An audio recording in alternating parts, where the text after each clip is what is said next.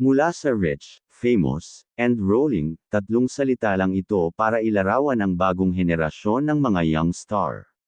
Mula sa mga rags to riches na icon at pambihirang sensasyon sa internet hanggang sa mayayamang celebrity royals at sa pinakamainit na celebrities, ang mga humahabol sa tagumpay na bituin na ito ay nagpabuti ng kanilang pamumuhay at namuhunan ng kanilang kayamanan sa showbiz sa pagbuo ng sarili nilang fortune. Top 10 Philippines Young Celebrities House 2026. 10. Kira Balinger. Sinimula ni Kira ang konstruksyon sa kanyang pinapangarap na tahanan noong July 2021, na nagtatampok ng mga larawan ng progress ng istruktura, kabilang ang tila rooftop area, na nagmamarka ng isang makabuluhang milestone sa kanyang karera. Ang kanyang bahay ay 3 palapag at mayroon itong sariling elevator. At ang buong third floor ang sariling space ni Kira. Ang mga karagdagang partikular na detalye tungkol sa interior design, lokasyon, o katayuan ng huling pagkumpleto ng bahay ay hindi masyadong itinatampok sa mga pampublikong update. Siyam. Barbie Forteza. Si Barbie ay namuhunan sa kanyang sariling, nakaistilong bahay, madalas na nagbabahagi ng mga sulyap sa kanyang moderno at organisadong lugar ng tirahan. Natupad ni Barbie ang isang malaking milestone sa buhay sa pamamagitan ng pagtatayo ng sarili niyang tahanan ng pamilya, na magiliw niyang tinawag na Bikasa.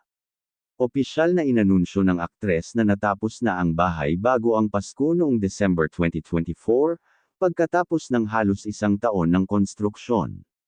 Bagamat hindi pa inilalabas ang isang buong tour, ipinakita ng mga update ang isang moderno, 2 palapag na istruktura, na may mga teaser ng mga espesyal na pinto mula sa Pateco.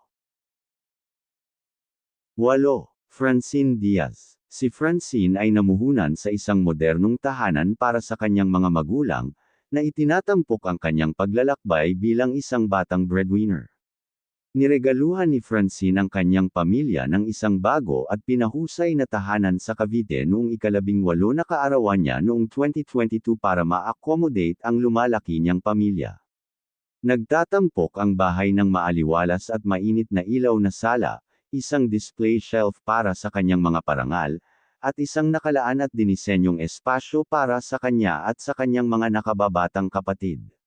Ang bahay ay may kasamang maluwag na sala, dedicated movie room, at indoor kitchen, na kadalasang nagpapakita ng maginhawa at minimalistang mga pagpipilian sa disenyo. Mayroon din siyang hiwalay at maaliwalas na condo unit na nagtatampok ng balcony at malalaking bintana. 7. Sofia Andres. Si Sofia ay ipinakita ang kanyang Scandinavian-inspired na bahay na itinayo niya para sa kanyang ina, sa Lipa, Batangas, ang bayan ng kanyang ina. Magaan at maaliwalas ang pakiramdam ng bahay, na nagtatampok ng puti, malinis, at maaliwalas na interior. Ipinagmamalaki nito ang magagandang custom-made na lokal na kasangkapan at mga French door na humahantong sa isang maluwag na hardin, na nakapagpapaalaala sa isang Greek resort. Ang ilang mga sulok ng bahay ay nagpapakita rin ng mga painting ni Sofia, na nagdaragdag ng personal na ugnayan sa tahimik na kapaligiran. Marunong magpinta si Sofia, pero hindi alam ng lahat ang potensyal niya bilang interior designer. Siya ang nag-istilo ng bahay, na may suporta mula sa kanyang pinagkakatiwalaang arkitekto. Nag-iipon pa siya para makabalik sa kolehiyo at makapagtapos ng kursong interior designer. 6. Donnie Pangilinan. Si Donnie ay buong pagmamalaking nagmamay-ari ng sarili niyang tahanan sa kanyang early 20s, na nagtatampok ng moderno at nakaistilong aesthetic.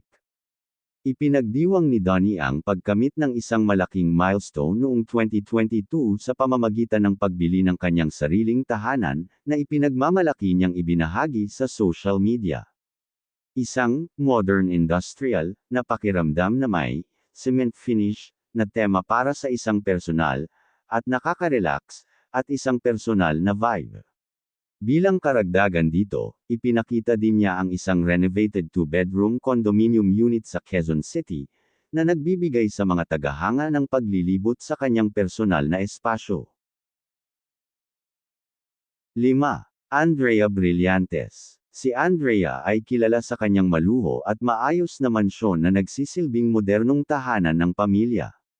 Ang pangarap na tahanan ni Andrea na natapos noong unang bahagi ng 2021 ay isang multi-story, Mediterranean-inspired na bahay na idinisenyo ng Alano Design and Build at nagtatampok ng Felas Interior sa Metro Manila, na binuo mula sa kanyang mga kinita bilang aktres at endorser. Nagtatampok ang bahay ng kakaiba, makulay, at highly personalized interior, kabilang ang isang maluwag na master bedroom sa ikatlong palapag na idinisenyo upang gumana bilang lounge, entertainment hub, at studio. May kasama itong swimming pool, powder room, at mga nakalaang silid para sa mga miyembro ng kanyang pamilya. 4. Michael Sager. Binili ni Michael ang kanyang unang dalawang palapag na bahay sa Las Piñas noong May 2025. Ibinahagi niya sa Instagram ang mga sulyap sa bago at una ng walang kasangkapan, na itinatampok ang hagdanan, kwarto, terrace, at pasilyo. Nagsisilbing major milestone ang bahay 3 taon sa kanyang showbiz career. Matatagpuan sa Las Piñas, nagtatampok ang 2-story property. Noong May 2025, ang bahay ay inilarawan bilang empty and bare, na minarkahan ng isang bagong milestone na simula para sa aktor. Inilarawan din ni Michael ang bahay bilang isang promising start, at nagpahayag ng pasasalamat para sa kanyang milestone. 3. Bel Mariano. Si Bel ay matagumpay na nakagawa ng isang sopistikadong pangarap na tahanan para sa kanyang pamilya, na nagpapakita ng kanyang tagumpay sa murang edad.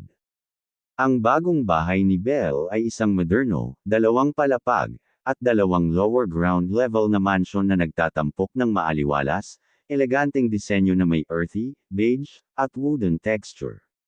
Kasama sa Happy Place, ang mga matataas na kisame, malalawak na bintana para sa natural na liwanag, at isang kilalang Kenneth Coban Limbo na hanging lamp sa sala. Binigyang diin ng aktres ang kanyang sariling silid at isang espesyal na banyo bilang paborito at tahimik na mga puwang para sa pagpapahinga. Ang tirahan ay matatagpuan sa isang potensyal na Sun Valley Place, na madalas na tinutukoy ng mga tagahanga bilang isang mansyon. Nagsimula ang konstruksyon noong February 2023, at opisyal na siyang lumipat sa nakumpleto, pinapangarap na tahanan noong kalagitnaan ng 2025. 2. Barbie Imperial. Si Barbie ay nagtatayo ng isang modernong tropical dream home sa kanyang sariling probinsya sa Albay, Bicol, bilang pabuya sa kanyang 10 taong karera sa entertainment industry. Ang groundbreaking para sa proyektong ito ay ginanap noong January 2026. Ang bahay ay nailalarawan sa pamamagitan ng organic, tuloy-tuloy na arkitektura na may mga hubog na linya ng bubong, malalambot na silhouette, at parang beach na mimic pool. Ito ay idinisenyo bilang isang bakasyong tirahan upang magbigay ng sudang contrast sa urban life. Mga floor-to-ceiling glass panel at seamless transition mula sa panloob na living area patungo sa pool at deck. Isang spiral staircase, naka-landscape na kapaligiran, at isang dinisenyo, hidden facade. Kasunod ng anunsyo, itinanggi ni Barbie ang mga tsismis na pinondohan ng isang makapangyarihang tagahanga ang bahay, na idiniin na ito ay itinayo lamang sa pamamagitan ng kanyang sariling pagsusumikap. 1. Catherine Bernardo. Si Kath ay nagtayo ng moderno, multi-level na dream home sa Antipolo na nagtatampok ng maluwag at kontemporaryong disenyo. Ang bagong 3 palapag na dream home sa Antipolo, Rizal, ay isang moderno at maluwag na property na nagtatampok ng mga natatanging amenity tulad ng indoor slide at dedicated elevator. Nakumpleto noong huling bahagi ng 2024, ang bahay ay idinisenyo ni Architect Don Lino upang ipakita ang kanyang personal na estilo at mga nagawa. Ang tumutulong sa pag-akyat sa 3 palapag na bahay ay isang wooden and glass grand staircase at isang elevator, habang ang isang masayang paraan ng pagbaba sa isang seksyon ng bahay ay isang red at silver slide. Ang paggawa ng bagong bahay na mas kasiya-siya at malawak ay ang pagsasama ng isang arcade at isang panloob na courtyard. Ang panlabas na bahagi ay may garden area, patio, at infinity pool na may magagandang tanawin habang ang bahay ay itinayo sa isang burol.